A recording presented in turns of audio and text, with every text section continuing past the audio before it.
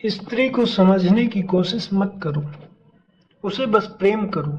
वह समझने की वस्तु नहीं, अनुभव करने की वस्तु है। कुछ यूं विचार थे हमारे ओशो के स्त्रियों के बारे में।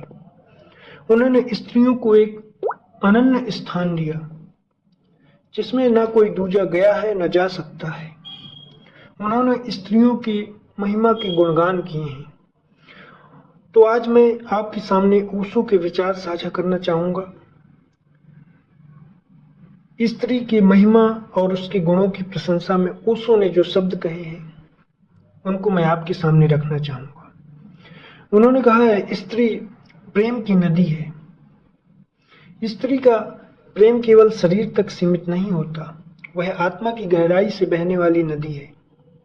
उन्होंने कहा कि पुरुष का प्रेम कई बार शारीरिक आवश्यकता से जुड़ा होता है, लेकिन स्त्री का प्रेम अपनापन देता है, सुरक्षा देता है और हमें भीतर से बदल देता है।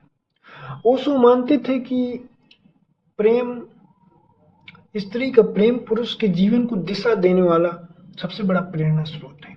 अगर पुरुष किसी दिशा में जाना चाहता है तो स्त्री का प्रेम प्रमुख कारण होता है उस दिशा में ले जाने के लिए। ओशो कहते हैं कि स्त्री में कुछ ऐसी मौलिक खूबियां हैं जो उसे विशेष बनाती हैं। उन मौलिक खूबियों की बात करें तो वह है शांति, संवेदनशीलता, धैर्य, कोमलता और सामंजस्य। वे किसी भी घर को घर बना देती हैं, उसमें प्रेम और ऊष्मा भर सकती हैं। नए घर में जाती हैं, उसमें प्रेम और ऊष्मा भर देती हैं। और सच कहा गया है कि किसी घर को अगर वास्तविक रूप से घर बनाना है तो स्त्री होना जरूरी है। बिना किसी स्त्री के वे घर घर नहीं हो सकता।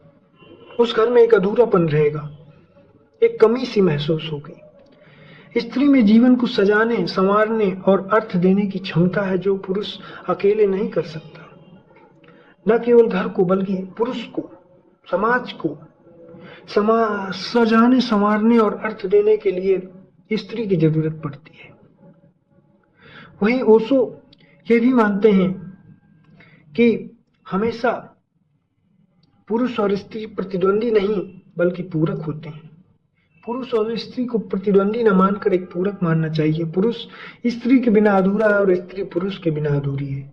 पुरुष में अगर साहस है और बाहरी दुनिया की जानने की प्रवृत्ति है तो स्त्री में भीतर की गहराई है। स्त्री में भीतर की गहराई है और सबको जोड़ने की शक्ति है। जब दोनों एक साथ आते हैं तभी जीवन पूर्ण होता है। यह दो ध्रुवों का सुंदर मिलन है जिसमें प्रेम का जन्म होता है। स्त्री और पुरुष जब मिलते हैं तो प्रेम का जन्म होता है, एक नया संसार बनता है और उस संसार से एक पुष्प खिलता है। वही पुष्प स्त्री और पुरुष के मिलन के संयोग का योग बन जाता है।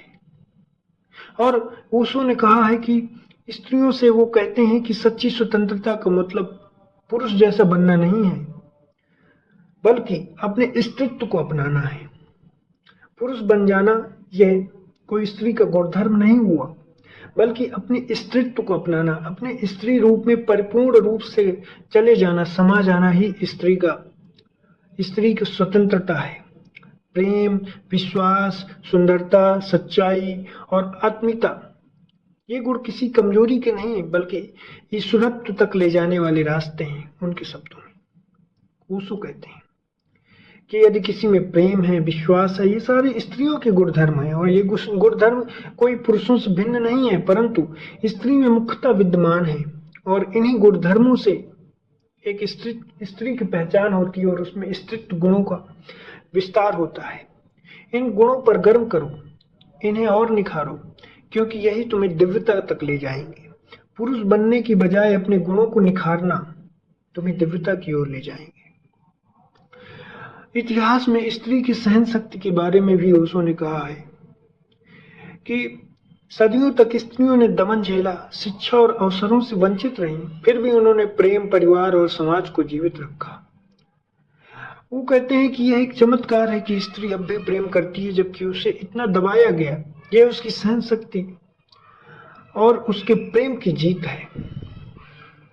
हमेशा से स्त्री को बढ़ने नहीं दिया गया, उसमें तमाम तरह के सामाजिक बंधन लगाए गए, इम्पोज किए गए, स्त्री को उसके स्त्री तक ही रहने तक सीमित रखा गया, उसको चार दीवारी में बांध दिया गया। तो ओशो कहते हैं कि यद्यपि इतना दबाया गया, परंतु उसने जो प्रेम का, उसने जो सहन शक्ति का फैलाव इस समाज, इस दुनिया में किया है, वो वाकई में एक उदाहरण है। वो प्रेम की जीत है। ओशो के अनुसार ईश्वर तक पहुंचने के लिए जो सबसे बड़ा गुण चाहिए वह है ग्रहणशीलता, रिसेप्टिविटी। और स्त्री में स्वाभाविक रूप से यह गुण मौजूद है, इसलिए वह आध्यात्मिकता के मार्ग पर जल्दी आगे बढ़ सकती है। ओशो कहते हैं पुरुष ज्यादा आध्यात्मिकता के मार्ग पर जाते हैं, लेकिन अगर बात करें कि जल्दी कौन बढ़ सकता है तो वो है स्त्री। स्त्रीत्व को अपनाना, अपने भीतर की कोमलता को जगाना, यही वास्तविक साधना है। ओशो के स्त्री पर जो विचार हैं वो वाकई में बहुत रिवॉल्यूशनरी हैं। वो कुछ अलग है अन्य लोगों के विचार से। ओशो स्त्री को अनेक धर्मों, गुणों, धर्मों वाला बताते हैं। उसे अनन्य प्राणी बताते हैं। उसमें जो रिसेप्टिविटी, उसमें जो सहनशीलता, उसमें जो प्रेम का विस्तार है, वह अन्य लोगों में कहाँ। स्त्री अगर प्रेम करती है तो बस करती है, उसमें समा जाती है, डूब जाती है। वहीं पुरुष का प्रेम बाहरी होता है, कई हद तक बिखर जाता है। यदि एक स्त्री से प्रेम है और दूसरी स्त्री उससे भी सुंदर आई, उससे भी अच्छे गुणों वाली आई, तो पुरुष का प्रेम बिखर सकता है, भटक सकता है, परंतु स्त्री का नहीं। स्त्री सुंदरता से ना प्रेम करके बल्कि गुणों से प्रेम करती है, एक जीवन से प्रेम करती है। इसीलिए स्त्री पुरुष से भिन्न है और स्त्री की यही अनन्य शक्ति उसे विशेष बनाती है। और ओशो इन्हीं गुण धर्मों के बारे में बात करते हैं। ओशो हमें यह सिखाते हैं कि स्त्री कोई हल करने की समस्या नहीं है, यह वह जीवन का गीत है, वह फूलों की खुशबू है, वह प्रेम का मंदिर है। उसे समझने की कोशिश मत करो, उसे जियो, उसका सम्मान करो, क्योंकि जहां स्त्री का सम्मान होता है वहां जीवन सुंदर हो जाता है। और जीवन में सुंदरता बनाए रखने के लिए स्त्री का सम्मान जरूरी है और स्त्री को अपने स्त्रीत्व को जगाना जरूरी है। इन्हीं शब्दों के साथ मैं आज की वाणी को विराम दूंगा। कृपया इस चैनल को लाइक करें, सब्सक्राइब करें और ज़्यादा से ज़्यादा शेयर करें ओशो के विचारों का संक्षिप्त विवरण जानने के लिए। धन्यवाद।